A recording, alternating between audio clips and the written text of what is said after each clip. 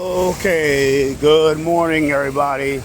Christopher Leon Johnson here. So, good morning from City Hall. And right now, it's almost 9 o'clock in the morning. And you see right there, pointing to you, there's a truck right there by the carpenters.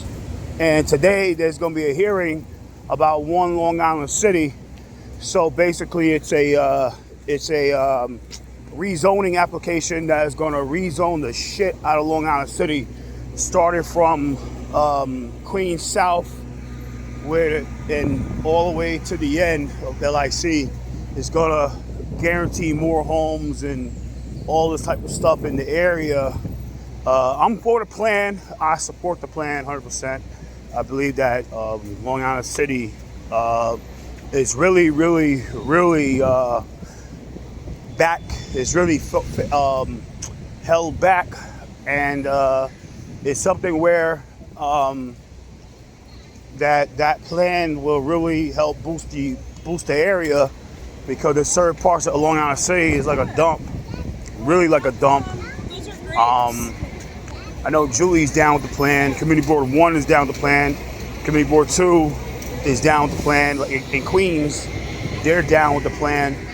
And but like I said, the unions are out here because they guarantee the jobs for the building.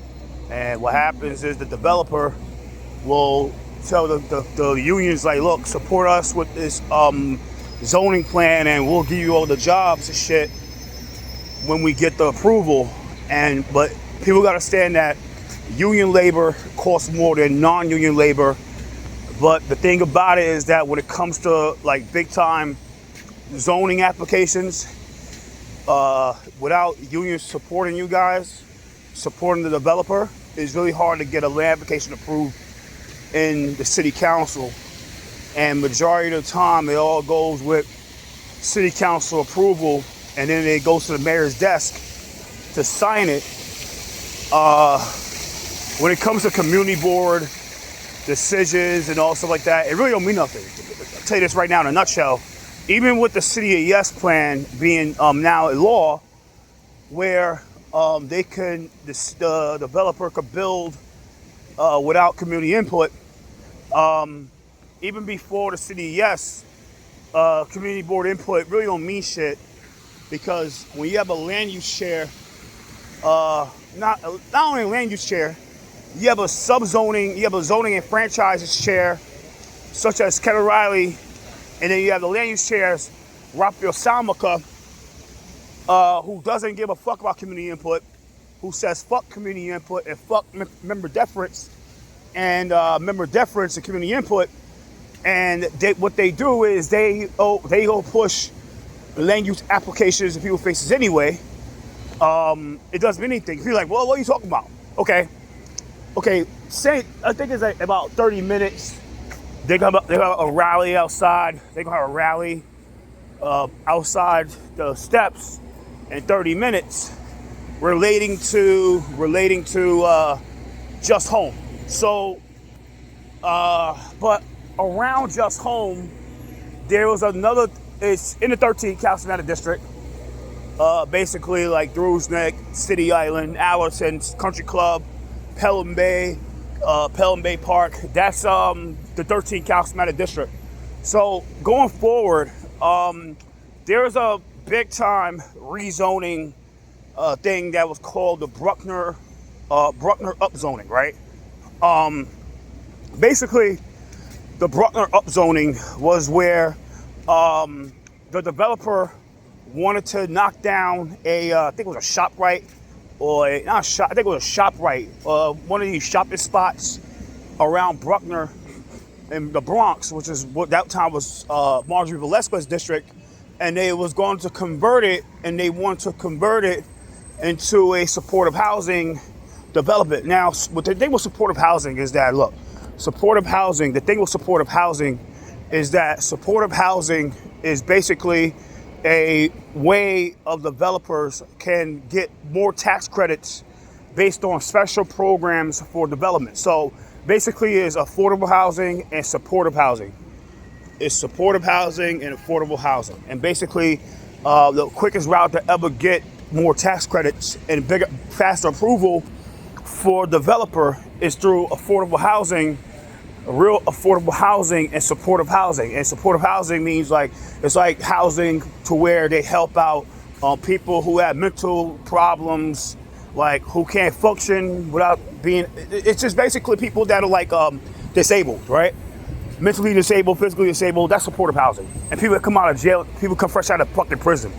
Justice impacted individuals, right?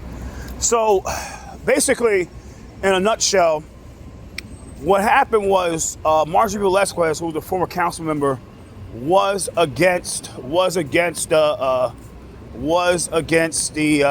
security of the city council security over there. Marjorie Velasquez was basically against was against the project. She was against the zoning plan for Ruckner. She was with the people from Through Neck and Country Club and City Island, and I'm gonna get to this a little later about how those people came in to her getting voted out, because they was the real people that was like, yo, we don't want this shit here, and it was in their neck of the woods. It was in those neck of the woods, Through Neck, City Island, and Country Club, in Allerton. And what happened was it was mainly white people. They didn't want that shit. And Marjorie Velasquez was like, okay, you don't want it? Okay, fine. If you don't want it, I'll stay with you guys to wear that. You don't fucking want it. Okay, fine. So she did it. So Marjorie Velasquez, said, I'm gonna stand with you guys, blah, blah. Stood with them, saying I'm gonna vote against them. When it gets to the floor, when it gets to the committee vote, I'm gonna put member of deference, say I'm gonna go against them because you guys are against it. Okay, fine. So I was there for the day to vote. Follow this story. Follow this land use application. The day of the vote, because I was there. Michael Case was there. I was there. The mayor's office was there. Developers were there. Everybody was there. Inside the committee room. Inside that place right there. So Marjorie Velasquez, thank you. Marjorie Velasquez was like, Marjorie Velasquez,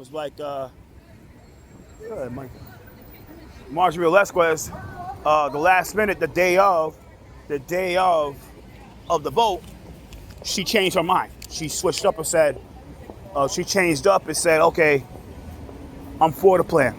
So she voted for the Bruckner rezoning, right? So what happened, she voted for it, okay? And that was because of Kevin Riley and Salmaka, who did that shit.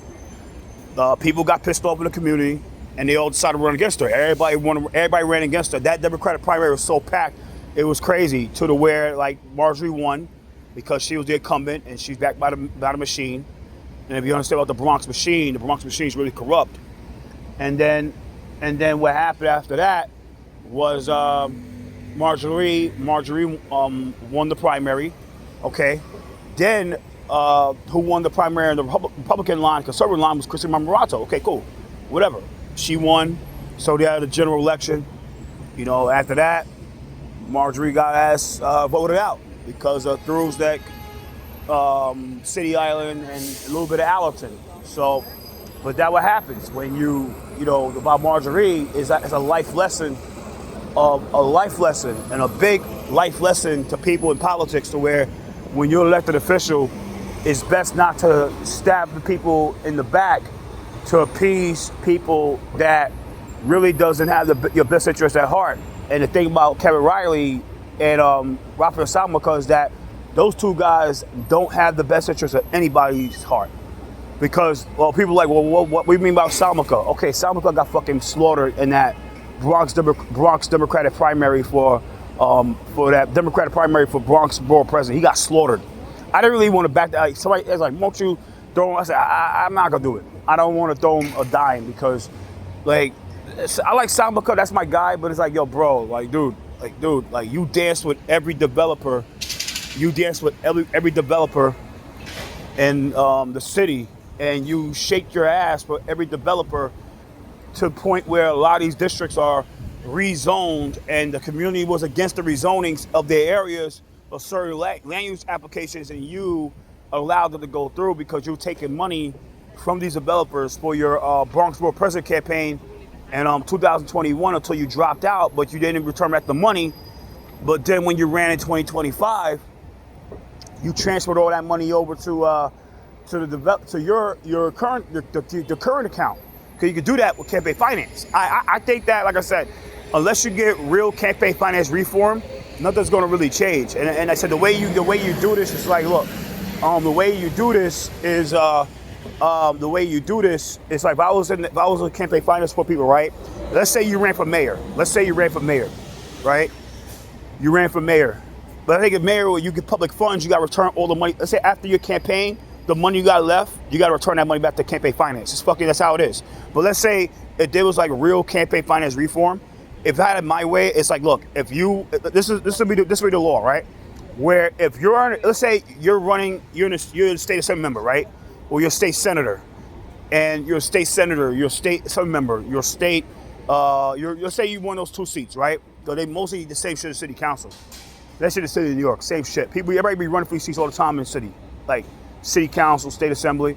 So, okay, if you are a state assembly member and you're the chair of the banks, right? Like Clyde Bonnell, and you run in the 27th district, or the 31st district, 27th district, you are not allowed to receive matching funds. If you are a active state assembly member, an active elected official in the state, and you're running for a different seat, a city municipal seat, you cannot get matching funds. If you are a state official and you're running for a certain seat, a municipal seat, if you're an active elected official, in order to get matching funds, you have to resign.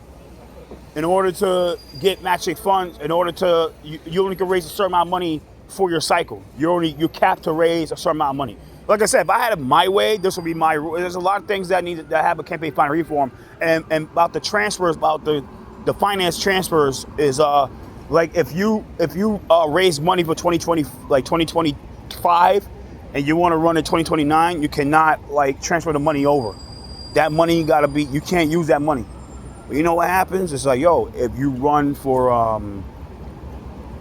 city, like I have Salmuka, he rose all that money because he was selling out the communities to the developer for like past 4 years, and then he got all that money to run for Bronxborough president, and he didn't run because he knew he was going to win, because that was designed for Gibson, and Fernandez was there in that race too, and her father's the developer, but it's just like, dude, like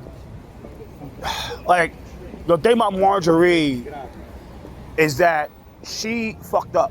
Like, she was a great council member. She was the chair for the zonings committee. For consumer worker protection, but she fucked up. Marjorie fucked up heavy. She fucked up. Oh my God, she fucked up, and I think that's, like I said before, it's a life lesson, and that's a shit you don't do as a council member. When you, like I said, if you stand with somebody, you stand with somebody. If you don't, then you don't. Just say you lukewarm. The one thing about who's one of the most lukewarm members is Eric Botcher, right? But let's not compare men to women. One of the most lukewarm people in the city council is I think it's lukewarm. I think it's what's her name? Oh, Linda Lee. The one thing about Linda Lee is, like, look, like, you don't take a side, right? You try your best to do what's best for your community, and you don't try to chase cameras and chase photo ops and all this bullshit that don't mean, because it could bite you in the ass. And what happened with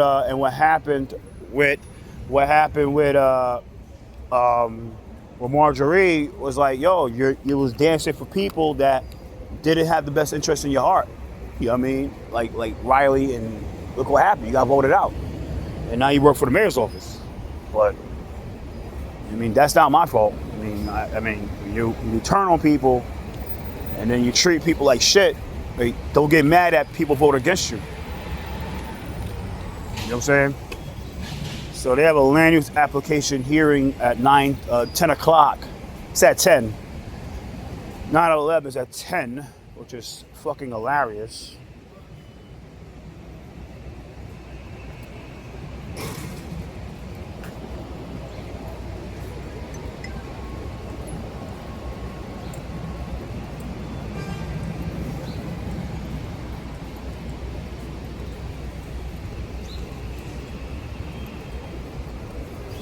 Yeah, it's at 10 o'clock. Other white people say 11 o'clock. Like, the thing about land use applications is like, they start at 10.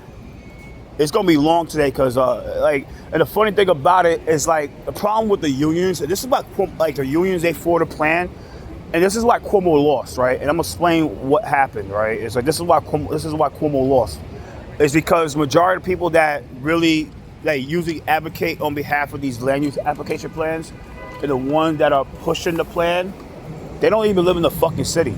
Like, they don't even live in the city. Like, they work in the city, but you don't live in the city, so you can't vote in the city. It does no purpose. It just no purpose. Like, yeah, you work all you want. A lot of people work in the city because of the people work in the city because of the fucking fucking it's a business market. It's where the money's at. But if you can't vote in a municipal election, well, what's the fucking point?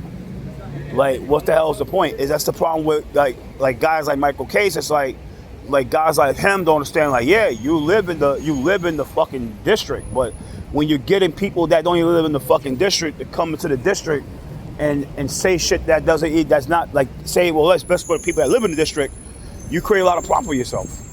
I mean, you create a lot of problems for yourself. But I have a lot of people. I have a Cuomo where like, yo, like when it's just like, yeah, like I have a Cuomo, but a little tired. I'm not tired, but I'm good. So yeah, so basically in a nutshell, time now 9:13. Yeah, just like. That's a problem with like people that work in these development, like these developers. They don't understand this type of shit. Like, yo, like it's just like. But right, like the thing about like today is there's gonna be a lot of land use applications. And today at 10 o'clock, uptown Times Square, they're gonna vote for the two.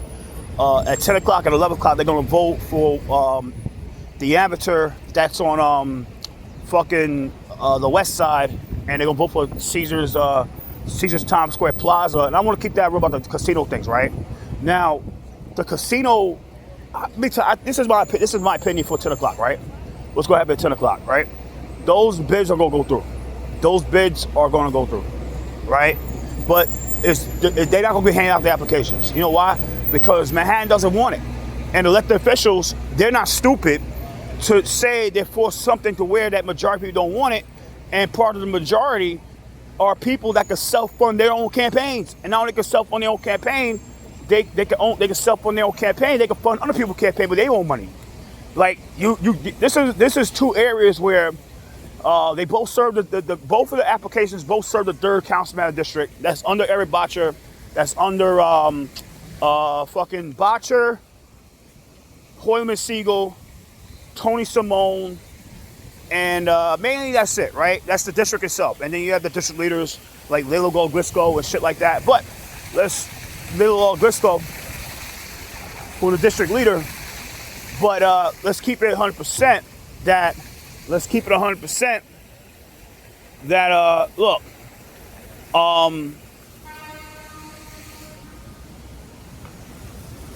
I don't think that land use application is going to go through up in that land use application will go through up in uptown. It's not going to go through. I don't think it's going through at all. That's my honest opinion. You know what I'm saying? Like that's my honesty. You know what I'm saying? People are opposed to the casinos, and people have a right to be opposed to the casino. They're going to vote for it at 11 o'clock at Times Square Alliance, 10 o'clock at 11 o'clock. But, yeah, it's something to where I